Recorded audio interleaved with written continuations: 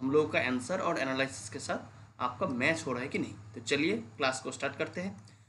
ये जो सीरीज है ये लेटेस्ट पीवाईक्यू से है, तो यानी ये क्वेश्चन अगर आप कर पा रहे हैं यानी करंट ट्रेंड के हिसाब से आपका प्रिपरेशन सही है। तो चलिए स्टार्ट है। Question number 1, which of the following chemical zones of the atmosphere is located in the outer most sphere from the earth surface. तो सबसे बाहर वाला कौन सा लेयर है ये आपको पूछ रहा है। अगर आप एटमॉस्फेयर की बात करेंगे तो एटमॉस्फेयर में आपको पता है एक है होमोस्फियर, एक है हेट्रोस्फियर। अगर नीचे वाला 0 to 90 किलोमीटर के आसपास देखेंगे तो जिसमें एलिमेंट लगभग लगभग सेम टाइप का होता है तो उसको बोलते हैं होमोस्फियर। आगे जाके आप हेट्रोस्फियर में जाएंगे यानी 90 से ऊपर अपर एटमॉस्फेयर तक, ये जो जोन है इसमें लेयर वाइज एक एक अलग अलग कंपोनेंट दिखता है। कैसे? जो हेवी होगा वो नीचे आएगा, लोअर में आएगा, और जो जिसका वेट कम है यानी जो लाइटर है वो गैस हाई में रहता है। तो इस कंपैरिजन में अगर देखेंगे तो अपर एटमॉस्फेयर में यानी हेट्रोस्फेयर में कैसे कैसे लेयर बनता है। जैसे नाइट्रोजन है आपका 100 किलोमीटर के आसपास, उसके ऊपर है ऑक्सीजन, उसके ऊपर है हीलियम, उसके ऊपर है हाइड्रोजन। यहाँ पे आपका पास हाइट भी दिया गया है। तो क्वेश्चन अभी के लिए जो पूछा गया है सबसे अपर मोस्ट आंसर होगा हाइड्रोजन। आगे जाके यहाँ से ऐसा भी क्वेश्चन पूछ सकता है कि आपको ये चारों का चारों लेयर दे दिया और इसको सीक्वेंस वाइज बनाने के लिए बोला, तो उस केस में क्या करेंगे आप? उस केस में सबसे नीचे आएगा नाइट्रोजन, उसके ऊपर आएगा ऑक्सीजन, उसके ऊपर आएगा हीलियम और उसके ऊपर आएगा हाइड्रोजन। तो आई होप आपका क्लियर। तो इसका जो आंसर होगा वो होगा आपका हाइड्रोजन लेयर। उसके साथ साथ अगर हम लोग नेक्स्ट क्वेश्चन को देखेंगे तो नेक्स्ट क्वेश्चन बोल रहा है which of the following sets of cyclone rotate और spin in a counter clockwise direction. तो काउंटर क्लॉकवाइज यानी एंटी क्लॉकवाइज। अगर आप इसको आंसर करेंगे तो आप पॉज करके आंसर करना चाहते हैं तो आंसर करिए। इन जनरल जो होता है साइक्लोन के केसेस में मिडिल में आता है यानी सेंटर में आता है लो, और बाहर वाला सेगमेंट में आपका आता है हाई। ये आपका क्या है? ये साइक्लोन। एंटी साइक्लोनिक कंडीशन में ऑपोजिट होता है। तो मैं एक कंडीशन लेता हूं आपका साउथ के लिए, एक कंडीशन लेता हूं मैं नॉर्थ के लिए, ठीक है। तो मैं इसको नॉर्थ के लिए ले लेता हूं। तो इस केस में क्या होगा? हाई से लो आएगा, इधर से भी हाई से लो आएगा, हाई से इधर से भी लो आएगा, हाई से लो प्रेशर की तरफ विंड चलेंगे। लेकिन ये नॉर्दर्न हेमिस्फीयर में क्या होता है? नॉर्दर्न हेमिस्फीयर में आपका राइट वर्ड डायरेक्शन हो जाता है। तो अगर इस डायरेक्शन में आएंगे तो ये कैसे चलेंगे? इधर से शिफ्ट हो जाएगा, ये उसी तरीके से इधर जाएगा, ये इधर जाएगा और ये इधर। यानी नॉर्दर्न हेमिस्फीयर में आपको मिल रहा है कि ये कैसा चल रहा है? ये चल रहा है आपका एंटी क्लॉक वाइज। उसी तरीके से अगर आप साउदर्न हेमिस्फीयर के केसेस में देखेंगे तो साउदर्न हेमिस्फीयर में जब हाई टू लो जाएंगे वो किस डायरेक्शन में किस डायरेक्शन में जाएगा? ये थोड़ा सा लेफ्ट बेंडिंग करेगा। क्यों? क्योंकि कोरियोलिस फोर्स है। तो कोरियोलिस फोर्स की वजह से जब ये थोड़ा थोड़ा लेफ्ट में जाएंगे आपको ये लग रहा है अब साउदर्न हेमिस्फीयर में जो है वो है आपका क्लॉकवाइज। तो एंटी क्लॉकवाइज ये क्वेश्चन पूछने का मतलब क्या है? ये क्वेश्चन पूछने का मतलब है आपको पता करना है कि यहाँ पे जो भी नाम दिया गया है इसमें से ऐसा कौन दो पेयर है जो पूरा का पूरा नॉर्दर्न हेमिस्फीयर में है। आपका क्वेश्चन सिर्फ यही था। अब हम लोग अगर देखेंगे विली ये जो है ये ऑस्ट्रेलिया में दिखता है। ऑस्ट्रेलिया कहाँ है? ऑस्ट्रेलिया है साउदर्न हेमिस्फीयर में। तो इस केस में जहाँ जहाँ विली होगा वो आंसर नहीं होगा।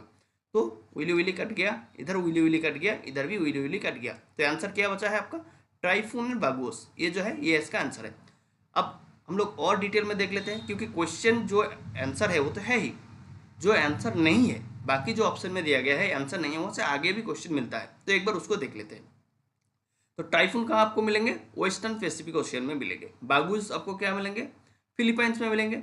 और हम लोगों ने एक टर्म देखा हरिकेन कहाँ मिलता है? अटलांटिक या फिर कैरिबियन ओशियन के आसपास रीजन में मिलता है। तो इसका आंसर क्या हो जाएगा? इसका आंसर हो जाएगा टाइफून एंड बागुस यानी ऑप्शन 2, जैसे हम लोगों ने अभी देखा। तो यहाँ पे जैसे हम लोगों ने देखा आंसर ऑप्शन 2। तो चलिए नेक्स्ट क्वेश्चन में ये क्वेश्चन बोल रहा है dash is the weight of water vapour per unit of air. पर यूनिट वेट ऑफ एयर, यहाँ पे वेट बोला है, वॉल्यूम नहीं बोला है। अगर ये वेट ऑफ एयर है उस केस में क्या होगा? उस केस में ये हो जाएगा स्पेसिफिक ह्यूमिडिटी। लेकिन अगर ये वॉल्यूम होता तो उस केस में ये होता है एब्सोल्यूट ह्यूमिडिटी। तो इसका आंसर क्या होगा? Specific humidity. चलिए हम लोग इसके बारे में और थोड़ा जान लेते हैं। तो जो स्पेसिफिक ह्यूमिडिटी है वो क्या बोलते हैं? वो बोलते हैं the weight of water vapour per unit weight of air, the weight और masses of water vapour per unit weight और मासेस ऑफ एयर।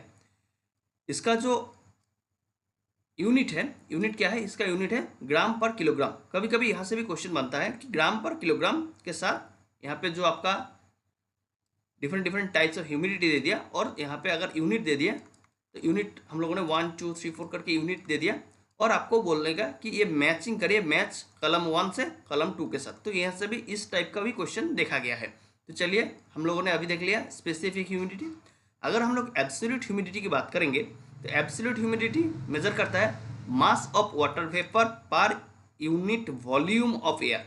यहाँ पे वॉल्यूम है, इसका अगर यूनिट देखें तो क्या होगा, ग्राम पर क्यूबिक मीटर।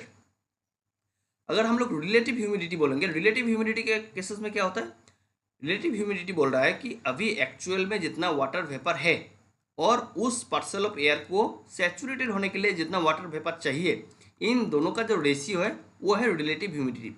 अगर 100% रिलेटिव ह्यूमिडिटी हो जाता है उस केस में प्रेसिपिटेशन आपको दिखेंगे। तो इसका जो यूनिट है वो है आपका परसेंटेज। नेक्स्ट क्वेश्चन है vapour pressure. Vapour pressure simply the partial pressure exerted by water vapour in the air, simple. तो इसका जो आंसर था वो है आपका स्पेसिफिक ह्यूमिडिटी। उसके साथ साथ बाकी जो ऑप्शन है वो भी हम लोगों ने देख लिया। तो अब चलते हैं नेक्स्ट क्वेश्चन में। नेक्स्ट क्वेश्चन आपको पूछा गया है, 2 स्टेटमेंट पूछा गया है और उसके साथ कॉम्बिनेशन करके कुछ क्वेश्चन बनाया गया है। जैसे katabatic winds originate in the cold upland areas and cascade towards the low elevation. Katabatic wind के केसेस में क्या होता है, मैं मान लेता हूं यहाँ पे एक आपका दूसरी जगह ले लेते हैं, मान लेता हूं मैं यहाँ पे आपका एक माउंटेन है, ठीक है, माउंटेन, और ये नीचे वाला पोर्शन में आपका वैली होगा। कैटाबेटिक विंड क्या करता है, ये अपलैंड से डेंस कैटाबेटिक विंड, जिसका डेंसिटी ज़्यादा होने से इसका वेट ज़्यादा होता है और कोल्ड होता है, तो ये नीचे की तरफ मूव करता है, इसी को बोलते हैं कैटाबेटिक विंड। तो कैटाबेटिक विंड के केसेस में क्या बोलते हैं, katabatic wind are cold dense flow down hill from the high elevation due to gravity. ये हम लोगों का जो बोला गया है, katabatic wind originate in cold upland areas cascade towards the elevation under the influence of gravity, यानी ये पूरा का पूरा सही है। तो स्टेटमेंट 1 आपका सही हो गया। अब क्वेश्चन आता है स्टेटमेंट 2, पोम्परो एंड हबीब। ये क्या कैटाबेटिक विंड है, ये लोकल विंड है, लेकिन ये कैटाबेटिक विंड नहीं है। क्यों, क्योंकि अगर आप पोम्परो को बात करेंगे तो पोम्परो क्या है, पोम्परो कोल्ड है, लेकिन ये साउथ अमेरिका का पंपस रीजन में मिलता है। पंपस क्या है, ये ग्रासलैंड का नाम है। तो साउथ अमेरिका में पंपस में मिलता है, लेकिन ये कैटाबेटिक विंड नहीं है। उसी तरीके से अगर हबूब को बात करेंगे तो हबूब क्या है, ये डास्ट स्टॉर्म है। कहाँ मिलता है, ये मिलता है आपका एरिड रीजन में, जैसे सूडान के आसपास जो एरिड रीजन है उसमें आपका ये हबूब नामक ये लोकल विंड मिलता है। तो यानी 2 जो है स्टेटमेंट वो गलत हो गया। तो हम लोगों का आंसर क्या होगा, statement 2 is false and statement 1 is correct. तो इसका आंसर होगा 3। चलिए हम लोग नेक्स्ट क्वेश्चन जाते हैं, आज इस सीरीज का लास्ट क्वेश्चन।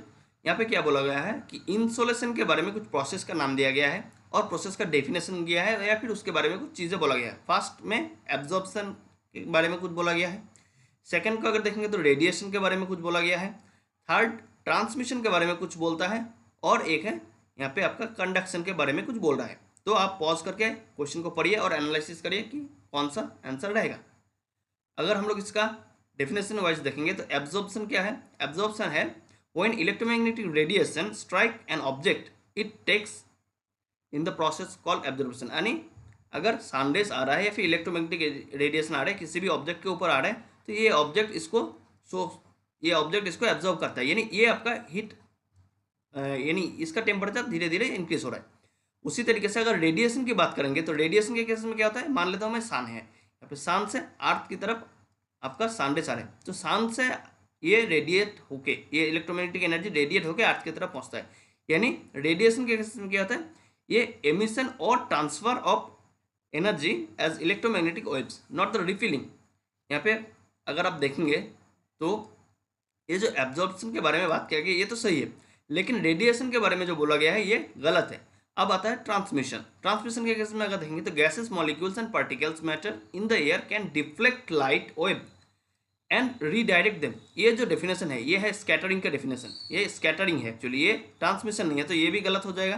तो 2 और 3 तो बी एंड सी तो आपका गलत हो गया, तो बी सी गलत। तो जो आंसर होगा वो होगा ए एंड डी, डी के बारे में क्या बोला गया है एक बार उसको भी देख लेते हैं। कंडक्शन के अगर केसेस में क्या बोलते हैं, the movement of heat energy from one molecule to another without change in their relative position is called conduction. इस केस में क्या होता है, मान लेता हूँ कि दोनों सॉलिड ऑब्जेक्ट एक दूसरे के टच में है। तो अब अगर हम लोग ये वाला जो सॉलिड है, ये जो ए है, इसको अगर थोड़ा हीट देंगे या फिर ये अगर वार्म होगा तो इसके कांटेक्ट में रहने के लिए ये जो बी वाला पोर्शन दिख रहा है बी भी वार्म होगा, लेकिन इसका कोई भी मॉलिक्यूल बी में ट्रांसफर नहीं होगा। लेकिन लिक्विड के केसेस में ये मॉलिक्यूल ट्रांसफर हो जाता है। तो कंडक्शन के केस में ये जो बोला गया है ये है सही। तो हम लोगों ने अभी देख लिया ट्रांसमिशन का रॉन्गली डिस्क्राइब किया गया है, कंडक्शन के बारे में ये सही किया गया है, इसका आंसर ए एंड डी होगा, तो यानी इसका आंसर हो गया 4। तो हम लोगों ने देख लिया कि ये 5 क्वेश्चन के साथ कौन सा सही है, और सही के साथ साथ हम लोगों ने देखा बाकी जो ऑप्शन है उसके बारे में हम लोगों ने थोड़ा बहुत डिस्कस किया। ये बहुत इंपॉर्टेंट है, क्यों? क्योंकि ये जो बाकी जो ऑप्शन है कभी कभी यहाँ से भी क्वेश्चन पूछता है, और इसके साथ साथ हम लोगों ने देखा कि इस फॉर्मेट में जो क्वेश्चन है वो तो है ही, इसी इंफॉर्मेशन के ऊपर बेस करके कभी कभी घुमा फिरा के भी क्वेश्चन पूछ सकता है, तो वो भी हम लोगों ने देख लिया। इसी तरीके से और भी 5 क्वेश्चन का ये जो सेट है, ये सीरीज देखने के लिए हमारा चैनल को सब्सक्राइब करिए, और मिलेंगे फिर क्लास में। नेक्स्ट क्लास होगा फिर से क्लाइमेटोलॉजी से।